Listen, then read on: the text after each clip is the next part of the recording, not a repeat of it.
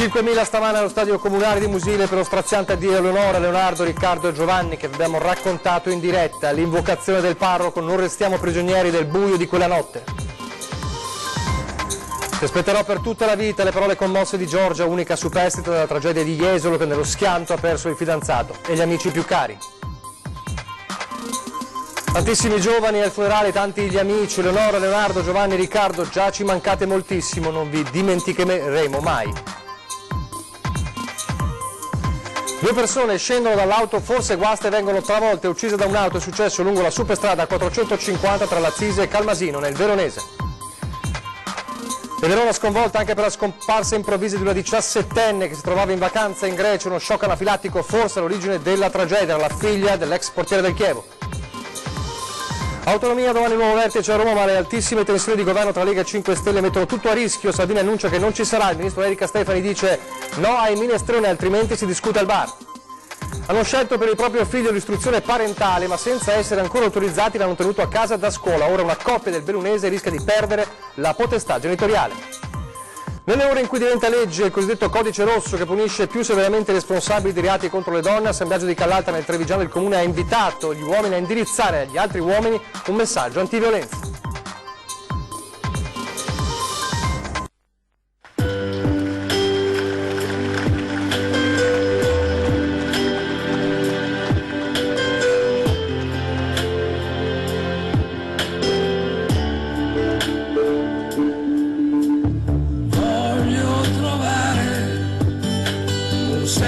Questa sera, anche se questa sera un senso non ce l'ha, voglio trovare un senso a questa vita, anche se questa vita un senso non ce l'ha.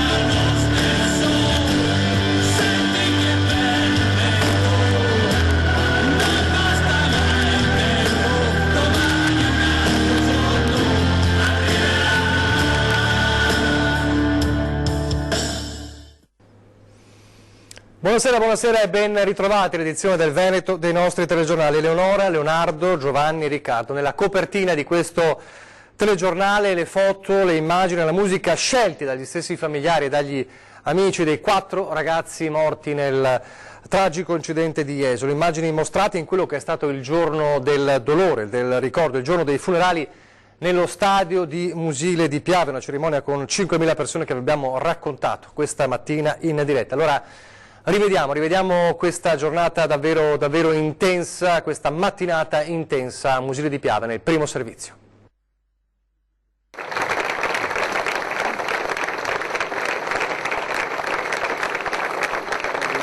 È questa una delle immagini che da sole raccontano il dolore dell'ultimo addio ai 4 ragazzi vittime dell'incidente di sabato notte sulla Jesolana. Il dolore della sorella di Riccardo Laugeni, che non si è quasi mai staccata dal feretro. I volti delle mamme, segnati dalla disperazione, le lacrime degli amici sono tanti istantanee della cerimonia che si è svolta questa mattina nel campo sportivo di Musile di Piave. Davvero troppe, 5.000 persone per la parrocchiale del paese, persone che già dalle 9 si sono presentate ai cancelli del campo sportivo. I feretri partiti dall'ospedale di Jesolo sono entrati nella struttura poco dopo le 10, anticipati dai gonfaloni delle 4 comunità in lutto, Musile, San Donà, Jesolo e Noventa di Piave.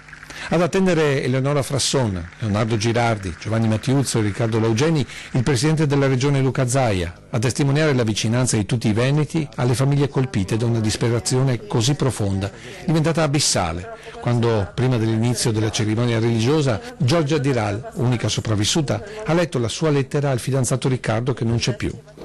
e poi è stata seguita dai fratelli, degli amici, dei 4 giovani scomparsi.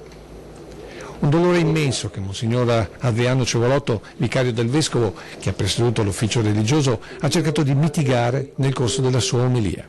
Proprio perché erano innamorati della vita, a noi è chiesto di vivere la nostra vita fino in fondo, con intensità.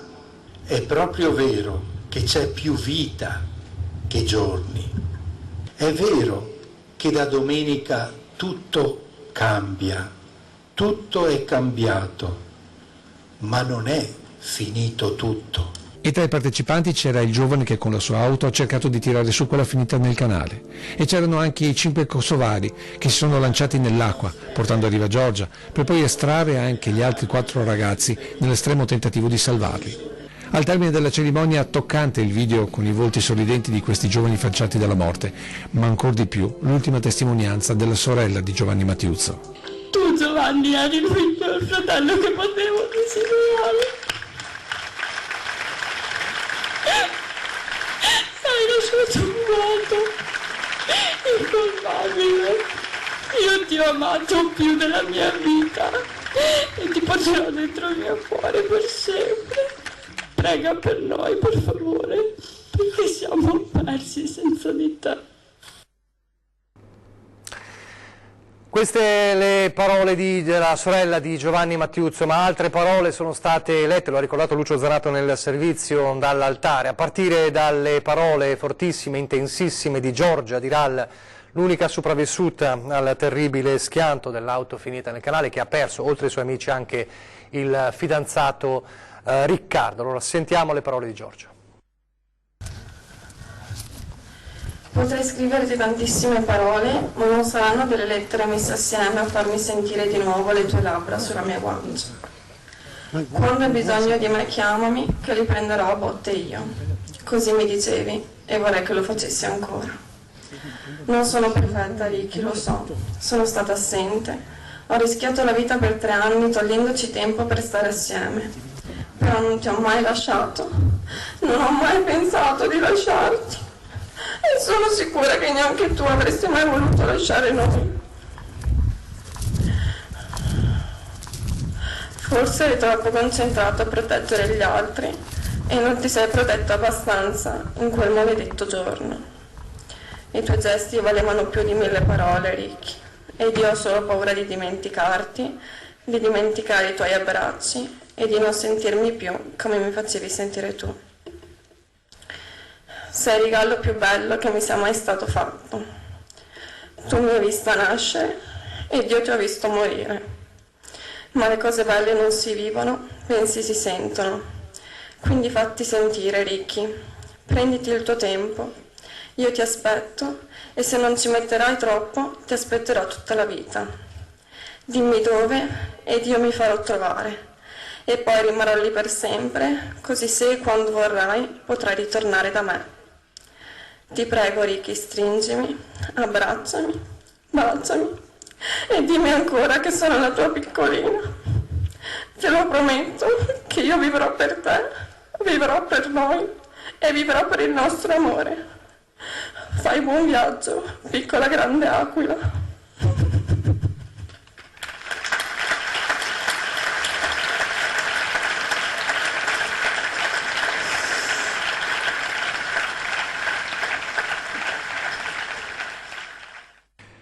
E poi il saluto agli altri amici, il saluto a Giovanni Mattiuzzo, Leonardo Girardi e a Eleonora Frasson. Sempre da quell'altare altre parole molto intense dagli amici.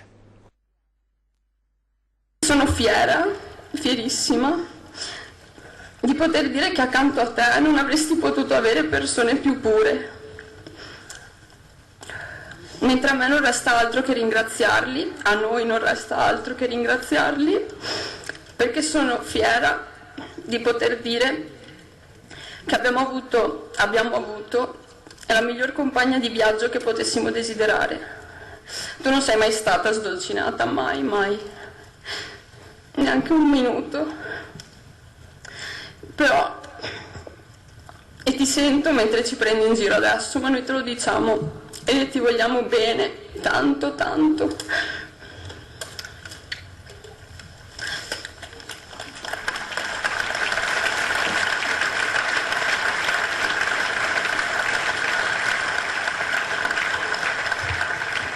Ciao Giovanni, vai e insegna agli angeli a tirare i tuoi missili su punizione. Sarà impossibile dimenticarti. Personalmente, di Leonardo, ricordo quando mi diceva: Rudy, ma come si fa a stare una settimana senza gli amici? Io se non vi vedo una volta al giorno impazzisco. Ricordo quando sognava di andare a Dubai e mi diceva: Ru, so che tu verresti con me. Ricordo che quando eravamo in gruppo te ne uscivi sempre con proposte indecenti, del tipo: per 100.000 euro faresti questa determinata cosa che è meglio non citare. Non lo so se l'avrei fatta, Leo, ma so che per averti qua darei tutto quello che ho.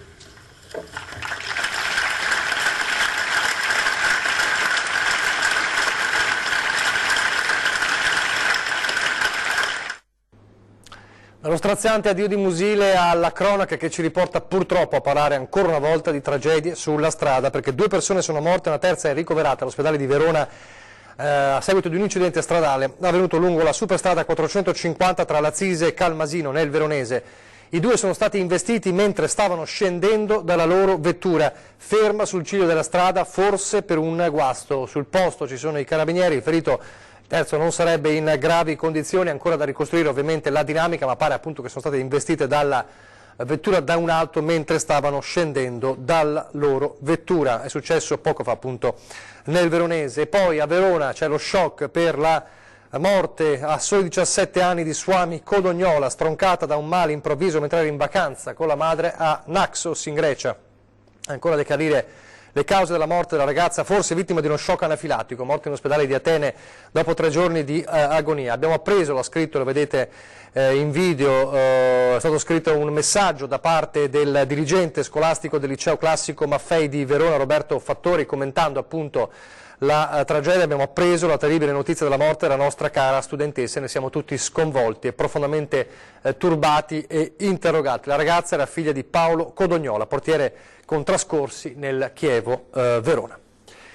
Dalla cronaca invece adesso, per tornare a parlare dell'autonomia, domani il vertice a Roma, dopo quello finito decisamente male giovedì, ma la vigilia non fa ben sperare. A poche ore dal vertice sull'autonomia, il governo giallo-verde traballa sotto i colpi e i contraccolpi della politica nazionale ed europea fra i quasi ex alleati. Il vice premier Matteo Salvini ha già annunciato che non parteciperà al summit sull'autonomia e la tensione è altissima. Traccia un solco da non superare anche il ministro Stefani, che avverte: se vi sono gli intenti di creare un minestrone, no, dove parlare di tutto, dove tutti parlano di tutto, allora tanto vale che andiamo a parlare di autonomia al bar invece che farla in un vertice. Già, se si vuole fare un minestrone dell'autonomia, tanto vale parlarne al bar. Parole durissime che arrivano dal ministro Erika Stefani a poche ore dall'ennesimo e attesissimo vertice sull'autonomia, con l'avvertimento per i 5 Stelle che la pazienza è davvero al limite. Ecco infatti la richiesta del ministro. Quello che io chiedo al vertice, come l'ho chiesto in tutti i vertici, è di avere un metodo di lavoro. Il metodo di lavoro è che ci sono dei temi politici sui quali occorre dare delle risposte. Ci sono stati abbiamo trovato dei punti di incontro su moltissime materie, vi sono alcune questioni che sono ancora in sospeso, si può trovare, ma se si vuole le soluzioni si trovano, se non si vuole le soluzioni non le troverai mai. È proprio quel mai nel finale che nella vigilia attesissima del vertice getta preoccupanti ombre sul percorso autonomista, dove a ogni piè sospinto si rinnovano le sabbie mobili pentastellate. L'ultima novità di una lunga serie di puntualizzazioni e frenate riguarda le polemiche sull'impianto finanziario mosse dagli alleati di governo della Lega. Adesso c'è questa polemica sull'impianto finanziario, ma se vogliamo andare a creare istituti che non esistono, a creare o cercare di stravolgere quello che è un impianto che si è cercato di costruire, io sono disponibile a tutte le trattative, a tutti i confronti, purché sia chiaro l'obiettivo a cui si vuole giungere. E mentre il vice premier Luigi Di Maio parla di tempi del buonsenso e differenze fra trattamenti economici per gli insegnanti, Stefani invita l'alleato a ripassare per bene il tema autonomista. Il rapporto fra lo Stato e le regioni è un rapporto fondamentale nella nostra Costituzione, nel nostro assetto istituzionale, e le autonomie sono veramente una grandissima opportunità. Importante è capire concetto di autonomia. Io chiedo agli colleghi di governo che capiscano prima che cosa significa autonomia, perché se vogliamo parlare di decentramento amministrativo parliamo di Bassanini, vogliamo parlare di autonomia è un altro tema. Prima si conoscono le questioni e poi si trovano poi le soluzioni. L'importante è essere convinti sull'obiettivo. Con l'alleanza appesa a un filo, la questione dell'autonomia rischia di ritrovarsi a sua volta appesa a una bava di ragno e di dover finire nell'agenda di un eventuale, ipotetico e a questo punto probabile altro governo. Torniamo alla cronaca adesso con la notizia che Gianfranco Stevanini, il killer veronese, noto come il mostro di Terrazzo, lo ricorderete, accusato dell'omicidio di 6 donne, 6 prostitute poi seppellite nel giardino del casolare di campagna in cui abitava, chiede ora una nuova perizia, un esame psichiatrico in base al quale presentare domanda di permessi per uscire dal carcere. I delitti risalgono all'estate del 1994, Stevanini venne condannato all'ergastolo. Dopo aver trascorso 25 anni in carcere vorrebbe poter usufruire di un permesso premio che gli consenta di trascorrere qualche ora fuori dal carcere in una comunità. Per questo ha chiesto di essere sottoposto anche a una nuova perizia psichiatrica per stabilire se sia ancora pericoloso. Ieri abbiamo parlato di una casa, nel caso di una palazzina Ater, ma è un caso non singolo, un caso che si sta ripetendo in diverse situazioni, in diverse province. Una palazzina Ater di Abano Terme, in questo caso, i cui residenti ci hanno contattato per l'aumento improvviso dei canoni di locazione. Abbiamo sentito il presidente di l'Ater di Padova, Gianluca Zaramella, sentiamo cosa risponde. Legge regionale 39 del 2017, entrata in vigore solo quest'anno. È la normativa a cui si devono i nuovi calcoli degli affitti di tutte le case Ater del Veneto. La stessa che ha portato alcuni residenti di questa palazzina di Via Longhena ad Abano Terme a rivolgersi alla nostra emittente. I loro dubbi noi li abbiamo rivolti al presidente dell'Ater di Padova, Gianluca Zaramella, che ci ha spiegato. È una legge che ha l'intenzione e la direzione di realizzare una giustizia sostanziale nella gestione degli alloggi ERP, ossia che gli alloggi ERP vadano a chi davvero ne ha bisogno e necessità, in qualche modo quelli che sono gli ultimi della società e che non hanno la possibilità di accedere a un mercato privato. Noi abbiamo la possibilità oggi di dire che i canoni vengono applicati e individuati in modo che siano sempre sostenibili da un punto di vista patrimoniale. Canoni sostenibili, spiega il Presidente, secondo i calcoli compiuti dall'ente, che si basano sul cosiddetto indice ISEE-ERP e che ha portato, aggiunge, non solo aumenti. Noi abbiamo calcolato che vi sia un 25% di utenti che si troveranno con un canone significativamente meno alto, quindi più adeguato alle loro capacità, e un 75% di utenti che si troveranno con un canone leggermente più alto. Porte aperte all'Ater di Padova, precisa però il Presidente. L'Ater da sempre ha seguito con attenzione quelle che sono le esigenze, le problematiche, i disagi della nostra utenza. E chi si trova in situazioni di questo tipo, che abbia dei dubbi sulla regolarità, per qualunque ragione può rivolgersi ai nostri uffici, chiedere un appuntamento e sarà seguito con tutto il tempo necessario per chiarire la situazione. Se ci fossero errori, l'ente pubblico è disponibile a rifare i calcoli e correggerli. Al fondo una sorta di rivoluzione copernicana rappresentata da nuove norme ispirate a criteri di giustizia sociale. Di sicuro nel passato è passato un messaggio che in qualche modo quando si arrivava a un alloggio ERP fosse un alloggio per tutta la vita, ma questo non è più sostenibile. Le risorse non sono illimitate, abbiamo un dovere morale che il patrimonio pubblico resti nelle mani del pubblico e che gli alloggi ERP restino nelle mani di chi ne ha più bisogno. Pochi istanti di pubblicità, poi a Belluno per un caso davvero particolare.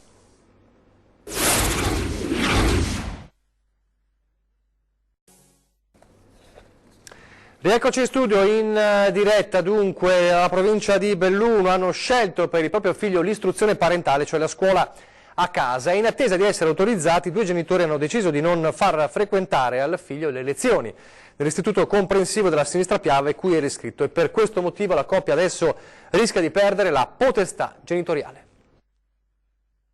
È al centro di un procedimento in corso di fronte al Tribunale dei minori di Venezia e ruota attorno al tema dell'istruzione parentale il caso di una coppia residente in un comune della Sinistra Piave, nel Bellunese, che rischia di perdere la potestà genitoriale nei confronti dei propri figli. L'istruzione parentale, cioè la scuola a casa, è prevista dalla legge ed è stata richiesta da 2 genitori per il loro figlio quasi 14enne che frequentava la scuola media. Ad orientare la coppia verso questa opportunità presunti disturbi dell'apprendimento del figlio, che per questo pare vivesse male l'ambiente scolastico fatto di scherno da parte dei compagni e di note degli insegnanti. Prima dell'inizio della scuola la famiglia chiede al dirigente scolastico di poter usufruire dell'istruzione parentale, sulla quale sia l'istituzione che il sindaco del comune di residenza degli interessati debbono vigilare. All'apertura dell'anno scolastico 2018-2019 la famiglia decide di non mandare a scuola il figlio. Le assenze ingiustificate vengono segnalate al sindaco. Nel momento in cui abbiamo ricevuto la segnalazione abbiamo attivato quello che erano le procedure previste con degli incontri prima tra l'assessore competente e la responsabile dell'ufficio servizi sociali, poi con un incontro anche con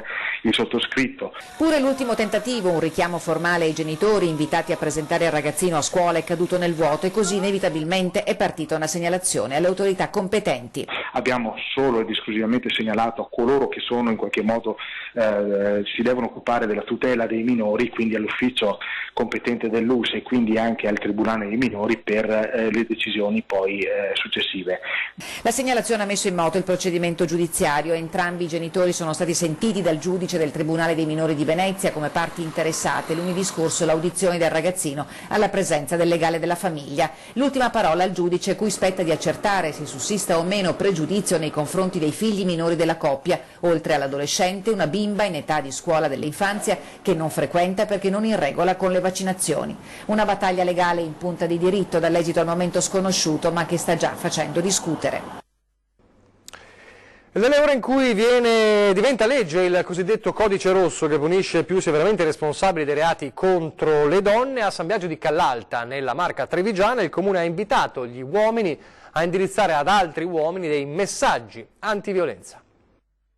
Da uomo a uomo è il titolo, perché sono gli uomini che parlano agli altri uomini, mettendoci la loro faccia, di violenza di genere e di pari opportunità. 45 volti maschili rappresentativi del territorio comunale, uomini che parlano agli altri uomini, perché le donne si ritrovano fin troppo spesso ad affrontare solo tra loro il tema della violenza domestica, senza riuscire a intercettare chi quella violenza la mette in pratica.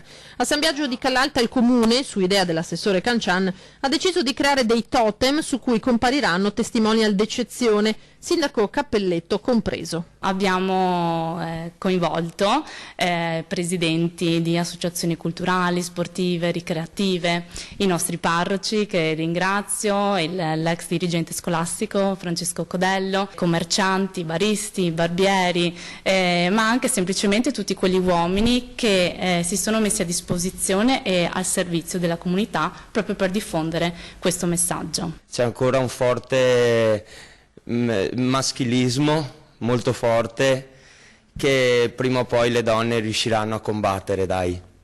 Non solo le donne in questo caso? No, assolutissimamente, con il nostro aiuto speriamo di aiutare. Le opportunità che abbiamo noi uomini devono averle anche le donne e non ci deve essere assolutamente nessuna differenza. I totem saranno esposti per la prima volta a inizio agosto alla sagra di Rovarè. I totem verranno posizionati all'interno di manifestazioni e di eventi che hanno un riscontro nel territorio e quando non saranno posizionati in queste manifestazioni li posizioneremo all'interno delle nostre scuole. Lo dico d'antenna, come sempre i riferimenti per le vostre segnalazioni, le vediamo come sempre, redazione @antenna3.it per lasciare un messaggio, per scrivere una mail, 0422 023 0898 per lasciare un messaggio in segreteria, 351 175 5340 per sms e WhatsApp. Questa sera alle 20:10 torneremo a parlare della mattinata di oggi a Musile di Piave, quindi sarà una 20:10 dedicato al giorno dell'addio ai 4 ragazzi a Musile di Piave. E adesso le previsioni del tempo. Grazie per averci seguito. Arrivederci.